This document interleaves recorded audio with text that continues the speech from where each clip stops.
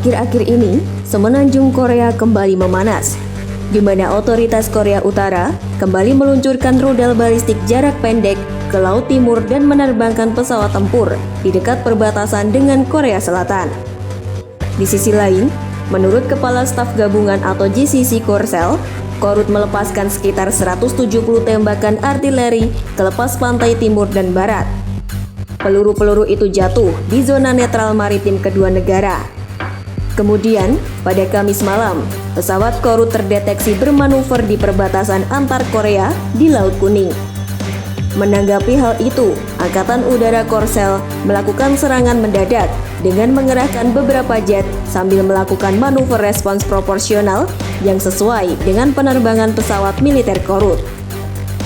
Dewan Keamanan Nasional Korsel mengecam keras Korut karena meningkatkan ketegangan di kawasan, di mana langkah Korut menembakkan sekitar 170 peluru artileri ke zona penyangga maritim Korea merupakan sebuah pelanggaran terhadap perjanjian atau Fakta Militer Bilateral Korut-Korsel pada 2018. Fakta itu menyepakati larangan tindakan bermusuhan di daerah perbatasan. Hingga saat ini, pertikaian kedua wilayah semenanjung Korea masih belum mereda. Tentunya, hal ini tidak terlepas dari sejarah panjang kedua negara. Lalu, apa yang menyebabkan keduanya tidak bisa bersatu?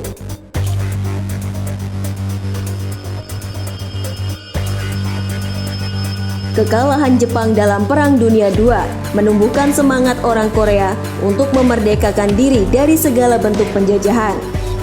Di titik inilah perpecahan terjadi dan membuat Korea terbagi menjadi dua, yaitu Korea Utara dan Selatan, di mana keduanya saling bermusuhan.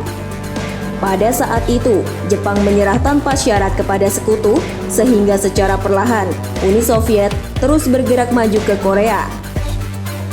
Di sisi lain, tentara Uni Soviet terus membombardir pertahanan Jepang di Korea, di mana Amerika Serikat yang saat itu tidak memiliki pangkalan militer di Korea merasa ketakutan mendengar Uni Soviet telah berhasil masuk ke Korea dan menghancurkan pertahanan Jepang. Amerika Serikat menyarankan pembagian sementara wilayah kekuasaan dua negara tersebut di Korea agar Uni Soviet tidak sepenuhnya menguasai semenanjung Korea. Amerika Serikat meminta garis pemisah antara negaranya dengan Uni Soviet yang saat itu telah berada di wilayah utara Korea. Pemisahan ini hanya bersifat administratif dan Korea akan disatukan kembali di bawah pemerintahan baru. Usulan ini pun disetujui oleh Uni Soviet.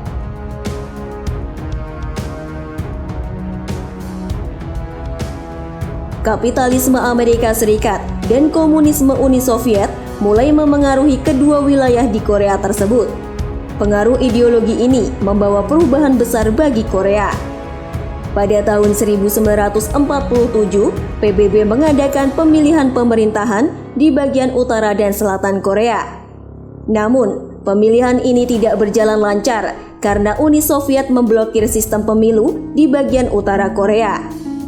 Hal ini semakin diperkuat dengan diangkatnya Kim Il-sung sebagai Kepala Republik Demokratik Rakyat Korea atau DPRK oleh Uni Soviet. Sedangkan di bagian selatan, Syngman Rhee didukung Amerika Serikat untuk menjadi pemimpin Republik Korea atau ROK. Setahun kemudian, Uni Soviet dan Amerika Serikat sepakat menarik pasukannya dari semenanjung Korea. Namun, pertempuran antara bagian utara dan selatan masih sering terjadi, khususnya di daerah batas pemisah keduanya. Pada pertengahan 1950, DPRK beserta Uni Soviet menyerang ROK untuk menjadikan kedua wilayah ini satu di bawah ideologi komunisme.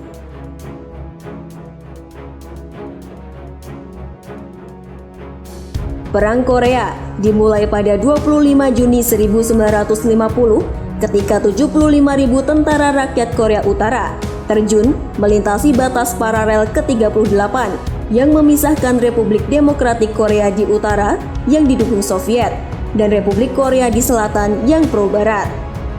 Invasi ini merupakan aksi militer pertama di Perang Dingin. Pada bulan Juli, Amerika Serikat memasuki medan perang atas nama Korea Selatan.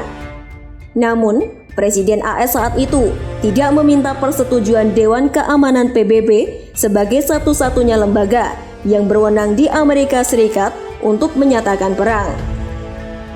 Ketika Amerika Serikat berkepentingan membela Korea Selatan di Perang Korea, Uni Soviet juga memiliki keperluan untuk mendukung Korea Utara dan membantu Cina. Pada awal peperangan, pasukan PBB sempat mendorong tentara Korea Utara ke perbatasan Cina, yang kemudian direspons Cina dengan mengerahkan lebih dari 3 juta tentara ke Korea Utara.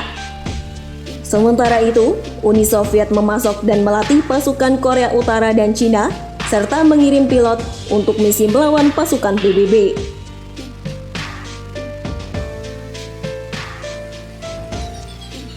Pada tahun 1951, pasukan kedua kubu terlibat pertempuran sengit di sekitar garis paralel ke-38.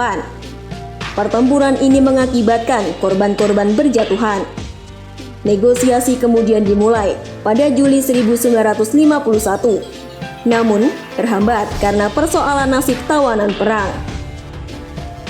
Serangkaian pertukaran tahanan pun terjadi menjelang gencatan senjata pada tahun 1953. Lebih dari 75.000 tahanan komunis dikembalikan, sedangkan lebih dari 22.000 tawanan perang yang membelot.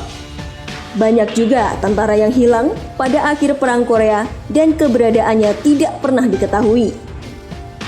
Pada 27 Juli 1953, Korea Utara, Cina, dan Amerika Serikat menandatangani perjanjian gencatan senjata Perang Korea. Namun, Korea Selatan keberatan dengan pembagian Korea dan tidak menyetujui gencatan senjata atau menandatangani perjanjian damai formal. Sehingga, meskipun pertempuran di medan perang telah berakhir, secara teknis, Perang Korea masih berlangsung. Upaya reunifikasi untuk menyatukan Korea Selatan dan Korea Utara belum ada titik terangnya. Syngman Rhee dari Korsel tidak mau menandatangani perjanjian damai karena ingin mengalahkan saudaranya. Sedangkan Korea Utara terus mengembangkan senjata nuklir serta rudal jarak jauh untuk membendung invasi Amerika Serikat. Adapun jumlah korban tewas dari Perang Korea diperkirakan hampir 40.000 orang dari militer AS, 46.000 orang dari tentara Korea Selatan, 215.000 tentara Korea Utara, 400.000 tentara Cina, dan 4 juta warga sipil. Selama hampir 70 tahun lamanya, sejak gencatan senjata Perang Korea, Korsel dan Korut belum bersatu. Karena mereka masih sama-sama mengklaim sebagai penguasa sah dari semenanjung Korea.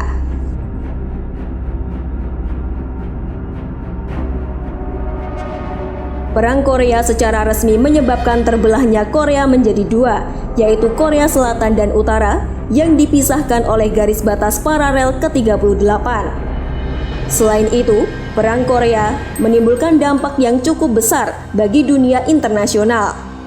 Salah satunya adalah munculnya dua negara adidaya, yaitu Amerika Serikat dan Uni Soviet. Dengan kedudukannya di Korea, dua negara ini mendapatkan tempat yang strategis dalam upaya memperluas pengaruhnya di Asia. Perang ini juga membuat Cina menjadi kekuatan baru di Asia, menggantikan kedudukan Jepang. Dengan adanya kerjasama antara Cina dan Uni Soviet, pertahanan komunis di Korea semakin kokoh.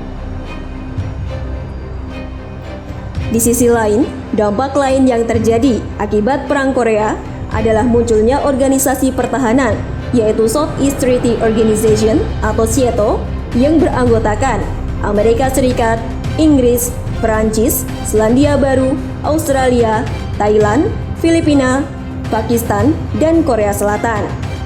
Organisasi ini bertujuan untuk membendung penyebaran komunisme di Asia.